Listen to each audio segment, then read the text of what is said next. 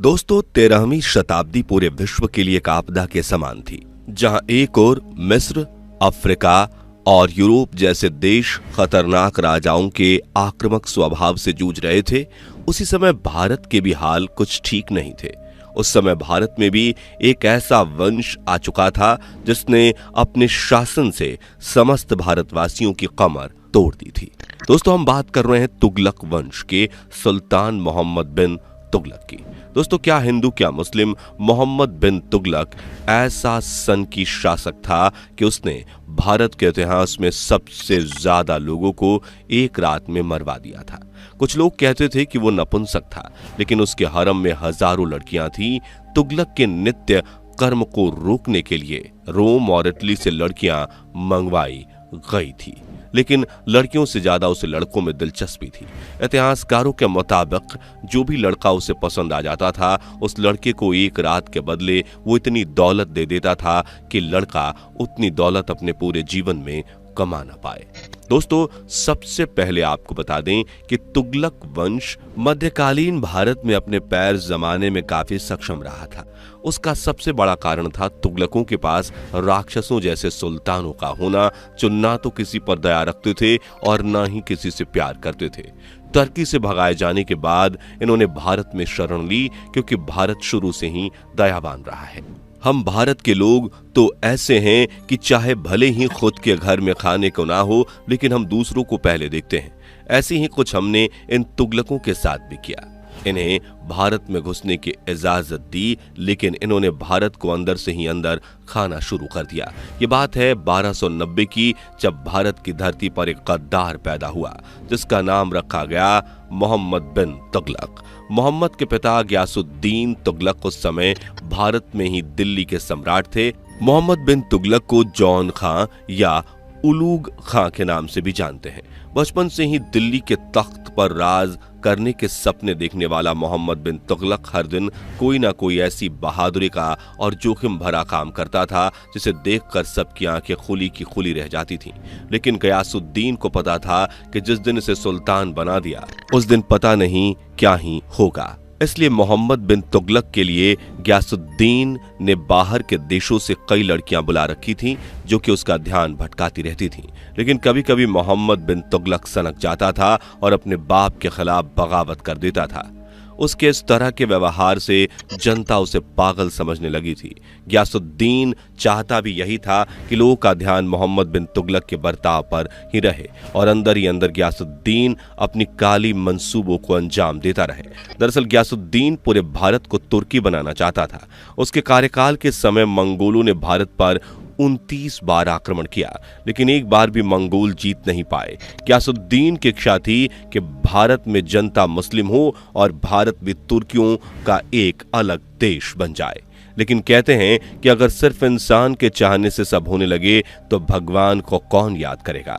मोहम्मद बिन तुगलक ने हर तरह के पैतरे अपनाए, अपने पिता से प्यार से बात की, उन्हें धमकी भी दी, मंत्रियों से सिफारिश कराई, मां से भी उसने सुल्तान बनने की बात कही। लेकिन गयासुद्दीन हमेशा से ये बात कहकर टाल देता था कि जिस दिन मोहम्मद बिन तुगलक इस गद्दी लायक हो जाएगा, उस दिन मैं खुद उसे सुल्तान का ताज पहनाऊंगा। बस इस दिन के इंतजार में मोहम्मद बिन तुगलक अपने दिन बिताने लगा और काफी इंतजार करने के बाद एक दिन उसके सब्र का बांध टूट गया और उसने मंत्रियों के साथ मिलकर अपने बाप यानी गयासुद्दीन तुगलक की हत्या कर दी। हत्या जिस तरह से की गई थी वो एक बहुत ही डरावना मंजर था, जिसे देखकर सभी लोग सदमे में आ गए थे। मोहम्मद बिन तुगलक ने हत्या करने के तुरंत बाद ही अपने आप को नया सुल्तान घोषित कर दिया था और पूरी दिल्ली पर अपने बेतुके नियम लागू कर दिए थे। जनता वैसे भी उसे पागल और सनकी समझती थी, इसलिए किसी ने भी मोहम्मद बिन तुगलक के खिलाफ किसी तरह की कोई आवाज नहीं उठाई। उसने अपने राज्य का विस्तार दक्षिण की दिशा में बहुत दूर तक किया, जिसके लिए उसे कई युद्ध करने पड़े। अधिकांश युद्धों में उसे विजय ही प्राप्त हुई। राजकोष भरने के लिए मोहम्मद बिन तुगलक ने चीजों के कर बढ़ा दिए थे, जिसकी वजह से जनता को कई सारी तकलीफें झेलनी पड़ती थीं। हालांकि उसने कुछ अस्पताल भी खुलवाए थे, लेकिन उन अस्पतालों में चिकित्सक नहीं होते थे। उसने इब्न बतूता जैसे विदेशी विद्वान को दिल्ली का काजी बनाया और दोनों ने मिलकर खूब अय्याशी की। लेकिन जब इब्न बतूता ने महल की रानियों पर नजर डाली तो मोहम्मद बिन तुगलक ने उसे दिल्ली से भगा दिया।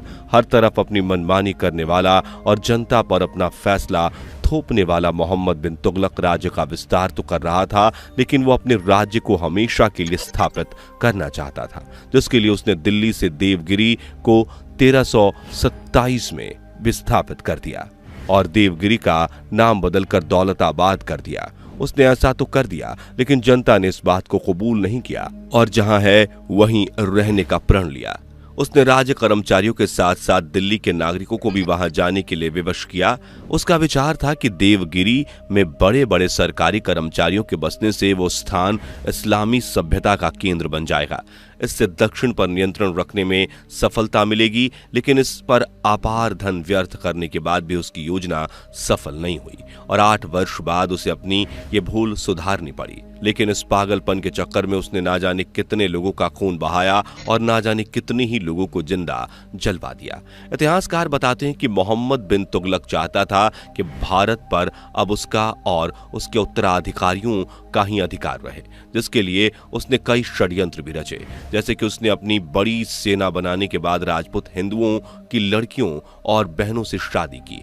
उसकी एक भी शादी किसी मुस्लिम शासक की बेटी से नहीं हुई थी, जबकि उसने अपने राज्य की लड़कियों को अपने तक ही रखा था, उनकी शादी नहीं की और उन्हें किसी से मिलने तक नहीं दिया था, जिसकी वजह से उसके खानदान की लड़कियां महल में मौका मिलते ही किसी सैनिक या फिर किसी मंत्री के साथ हम बिस्तर होने लग जाती थीं।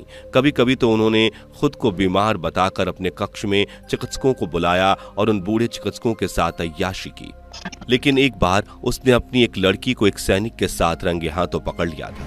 उस समय उसने अपनी लड़की से तो कुछ नहीं कहा, लेकिन उस सैनिक का लिंग कटवा दिया और उसे नपुंसक बना दिया। कहते हैं कि मोहम्मद बिन तुगलक को लड़कियां पसंद नहीं थीं। वो लड़कियों को केवल अपने कामकाज के लिए रखता था, जबकि अय्याशियों के लिए उसके पास लड़कों की एक अलग टीम थी, जिसमें कई लड़के थे जो कि अलग अलग देशों से थे। कोई मोरक्को से, कोई रोम से, तो कोई अफ्रीका से था। लेकिन ऐसा भी नहीं था कि वो लड़कियों के साथ समय नहीं बिताता था। वो लड़कियों के साथ भी समय बिताता था, लेकिन इतिहासकारों के मुताबिक वो जिन लड़कियों के साथ समय बिताता था उन्हें ही संतुष्ट नहीं कर पाता था। इसलिए वो लड़कियां बाद में मंत्रियों और उसके सैनिकों का सहारा लेती थीं।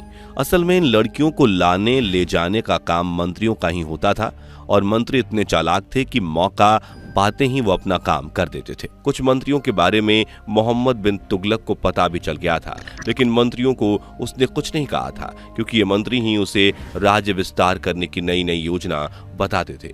राज्य विस्तार में मंत्रियों के विचार ऐसे होते थे कि जिस भी शहर को अपनी सल्तनत में मिलाना होता था, पहले उस सल्तनत में जाकर ढिंढोरा पीटा जाता था।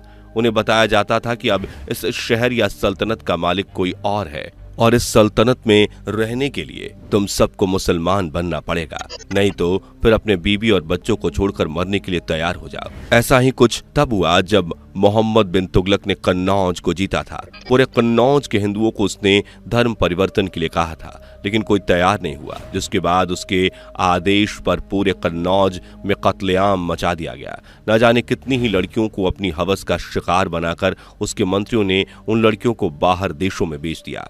कन्नौज की घटना को इतिहास की सबसे बड़ी नरसंहार की घटना में गिना जाता है।